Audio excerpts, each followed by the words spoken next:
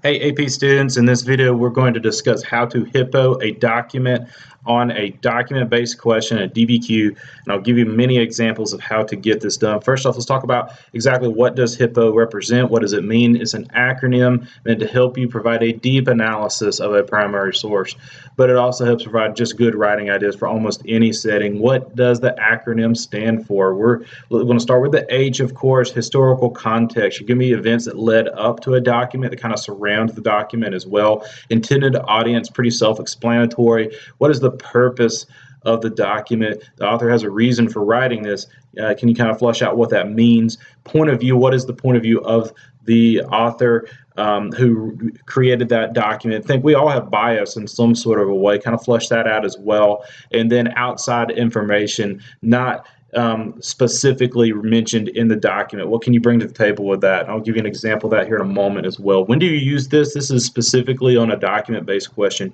You need to do this for 4 of the 7 documents that you'll get on a DBQ. I like to urge my students to go on and use it for hippo at least 5 of the documents, just to make sure that you get the point for that. What happens if you only hippo 3 of the 7 documents? Well, then you will lose that 1 point. You just want to have the insurance that you do get it correct and that you get the credit for that. Number 5, do you have to do all 5 parts of hippo for one particular document? No, you only need to do this, pick 1 letter for 1 document. You only need to write your deep analysis by using 1 letter of hippo. Let's get to some examples of what hippo looks like and how you can use that in a document-based question. Here we have historical context. It's a big deal in AP US history. I'm not going to read over this entire quote from John Winthrop. It's a very famous sermon in US history, a model of Christian charity. You can see it's written in 1630. So the first thing I always look for is the date. And then I look at the sourcing. It's John Winthrop. He's a Puritan. He's male. I'm thinking about what's going on in US history on 1630. And I can see this is written on board a ship as people are crossing the Atlantic Ocean. So this would be a good idea just to pause the video, read through the actual quote. But you can notice that what I've done in yellow is I've annotated. I urge my students to go in and annotate. I see the very famous line, "We shall be as a city upon a hill, the eyes of all people are upon us." So let's look at some examples of how to exactly hippo something of this nature when you get a quote for it. So what is historical context? Guiding questions to answer. What's happening at the time of the source? When and where was the source created? How might the timing affect the content? And does the context affect the reliability of the source? So here's what I would write about. Say on a DBQ, I'm now writing the essay and I'm looking at document 1. Let's pretend that a model of Christian charity was document 1. Here's what I would write that would get credit for historical context. Winthrop's sermon was given while on board the Arbella as the first Puritan settlers approached their new home. The Puritans facing religious persecution, they're giving context of the document, why it was written, and so forth, in England, came to New England to create a model religious colony, which is reaffirmed by Winthrop's plea for the settlers to practice Christian virtues such as patience, meekness, and gentleness. So I hope you see what I'm doing right there. I'm giving some things that kind of led up to that document being written. I do answer what's happening at the time of the source, when, where was it created, how might the timing affect the content. You see that all ties back into those guiding questions with historical context. So be specific with this one. Using SFI and historical context will confirm to your reader that you do have a deep understanding. If you're unfamiliar with SFI, what that means, it's specific factual information, or you can think of them as key terms as well. Number 2, intended audience. To me, this one's a little bit easier, but a lot of times students tend to forget this one and skip it over a little bit. So what is intended audience? To whom is the document directed? Does the audience affect the tone or the content of the actual document? Here we go for that quote from John Winthrop. Winthrop addressed a small group of Puritans sailing aboard the Arbella as they approached the Massachusetts Bay Colony. In his sermon, he implored his followers to create a close-knit community where individuals would work for each other and then sacrifice for the greater good. Purpose. Let's look at the third one. So what is the purpose of a document? So guiding questions. Why did the author create it? What is the goal of the document? To inform, to entertain, to persuade, to teach, to mislead.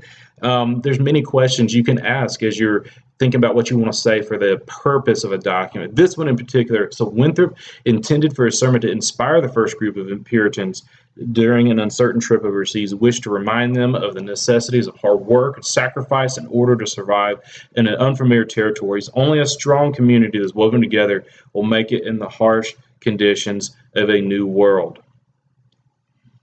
Number 4, point of view. So what is the author's point of view of this particular document? So guiding questions, what is the author's relationship to the event? How does this affect the author's understanding of the event? What is the author's profession, gender, social class, religion? How might the author's point of view influence or shape the document? Can you find any sort of bias? And like we mentioned earlier, we are all biased in some sort of a way. So be thinking about that as you start to put this together. So this one, here we go. I'm going to start to identify who Winthrop is early on. So Winthrop, a strong believer of the Puritan faith, see, I'm giving you his point of view, saw the many potential dangers of disunion, quarrels, and disputes that would have put the new colonies of future in question. His Puritan beliefs drove him, there I'm reaffirming it again, that he's seeing things from the point of view of a strong Puritan, to use many themes of religion to inspire his fellow colonists to join together and work for the common good as they arrived in the New World. So I like to think about this one as really searching for bias in particular, and then maybe trying to identify that in writing. Last one, outside information. This one can be a little bit tricky right here. So what exactly am I talking about here? So you just read that quote. Now we're going to try and bring in outside information that was not mentioned specifically in that quote. A model of Christian charity. So guiding questions, what is an example of evidence not found in the document that would refute or support the point of the document? Do this in other places as well. Sprinkle throughout the essay very liberally. Do as much as you can with it. So last one, let's take a look. Winthrop's sermon on Christian charity emphasized how the new colony would be a small, close-knit community based on Puritan theology. His sermon signaled a complete break from the governance of the Anglican Church, and Winthrop wanted to establish Massachusetts Bay as an example of how to purify as what he saw the corruption within England's most influential church. So I'm seeing two pieces of SFI, two key terms, Massachusetts Bay and Anglican Church. They were not mentioned in that document whatsoever, but you can sometimes inject those into your writing to get a credit for your, at least using the O part of HIPPO. I can tell you that many teachers exclude teaching the O for their students. They just simply teach HIP for their students, but as a reminder, always do this for at least 4 of the 7 documents that you're given on a DBQ. Common errors, let's finish this thing out.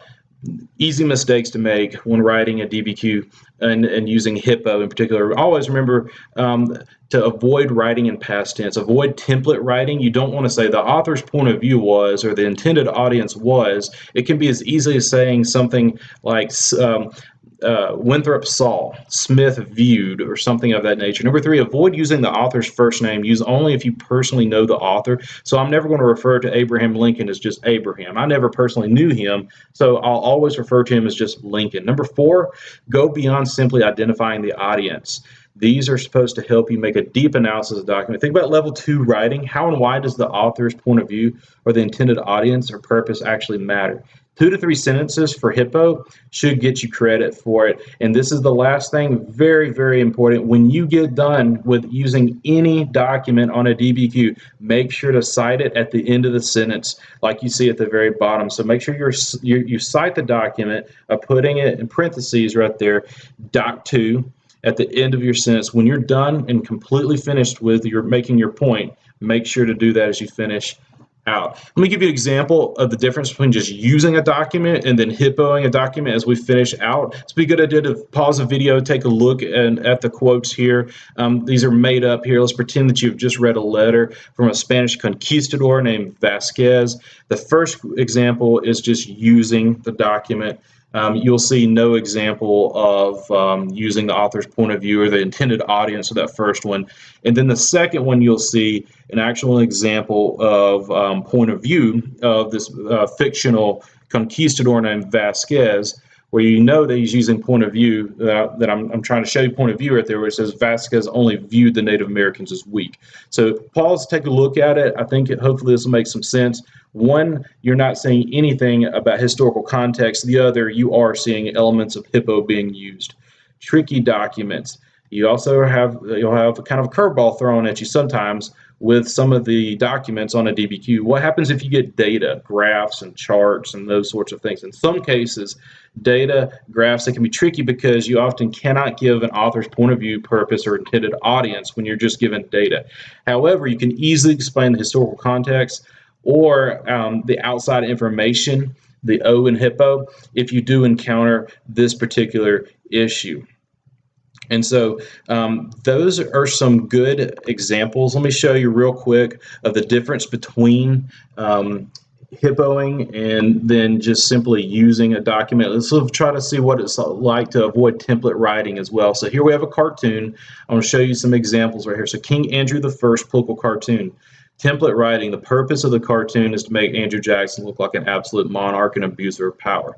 But a more sophisticated example of that would be the cartoon intended to expose Jackson as an absolute monarch rather than be limited by the U.S. Constitution. You got to look at the section where he's standing on top of the U.S. Constitution to make that point. Template writing, again, you want to avoid this. The point of view of the artist is that he's critical of Jackson since he drew him as a king and destroyed the bank. More sophisticated example of portrayal of Jackson as an absolute monarch stemmed from a pro-Whig advocate.